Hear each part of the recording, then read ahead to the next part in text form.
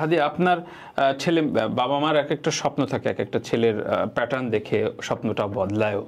কখনো তো বাবা মার স্বপ্ন এমন থাকে না যে ঠিক আছে ও ছেলেটা ইনকিলাব মঞ্চ করে এমপি হবে। সেই স্বপ্নের বৈতরণী বা স্বপ্নের প্রেক্ষাপটটা কেমন বদলেছে বা কি চাইছেন? মানে আমি না, মানে এখন অনেকে দেখে যে অনেকে প্যারেন্টসদের কাউন্সিলিং করায় যে বাচ্চাদের ক্যারিয়ার কাউন্সিলিং এর জন্য। কিছু জিনিস না, মানে আমি অবাক হই যে আব্বার এই গ্রুমিং কোত্থেকে আসছে, সে তো আর এইসব ট্রেনিং নেয় নাই। কয়েকটা ব্যাপার আজকে মনে পড়ে। আমি যখন ঢাকা বিশ্ববিদ্যালয়ে ভর্তি হই, আমি বি ইউনিট থেকে পলিটিক্যাল সায়েন্স পেয়ে আমার দুটো সাবজেক্ট পড়বার ইচ্ছা ছিল, ল অথবা পলিটিক্যাল সায়েন্স, কিন্তু আমি মার্কেটিংয়েও চান্স পেয়ে যাই ডি ইউনিট থেকে। আচ্ছা আচ্ছা। এখন আমার সাথে অনেকেই এটা যে তুমি মার্কেটিং পাইছো, তুমি কেন পলিটিক্যাল সায়েন্স পড়বা? তো আব্বাকে ফোন করে জিজ্ঞেস করার পরে সাথে সাথে বললো তোমার ভালো লাগে কোনটা? আমি বললাম আব্বা পলিটিক্যাল সায়েন্স। বলে তুমি আবার তাহলে জিজ্ঞেস করতেছো কেন কাউকে?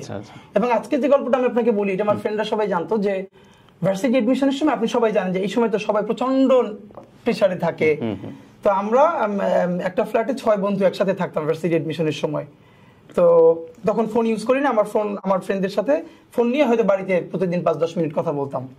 তো আব্বা, মানে ওদের বাড়ি থেকে সবাই যখন ফোন দিত, আব্বা মা বলতো একটু বেশি করে পড়, ভালো করে পড়, চান্স পাওয়া লাগবে। আব্বার প্রতি মায়ের সারা জীবন একটা অভিযোগ যে আব্বা আমাদের কোনোদিন পড়তে বলেন না, পড়তে বলেন না কোনোদিন। মানে আব্বার কথা হচ্ছে পড়তে আবার বলতে হবে কেন, মানে পড়লে থামাই দিতে হবে। যেমন আব্বার নিয়ম ছিল আসর থেকে মাগরিব পড়া যাবে না, রাত্রি 10টার পরে পড়া যাবে না, শুধু পড়া যাবে না।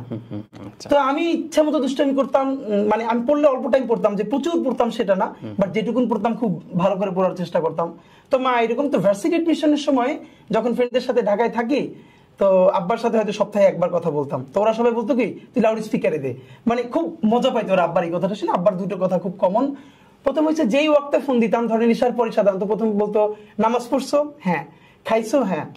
তো সবার বাবা যখন বলতো যে একটু বেশি করে পড়ো, ভালো করে পড়ো, তখন আব্বা বলতো কম কম পড়বা, এভাবে বলতো। হ্যাঁ, রাত্রি 10টার পর পড়বা না, সব সময় তার কথা কম কম পড়বা, রাত্রি 10টার পরে পড়বা না, ঘুমাই যাবা।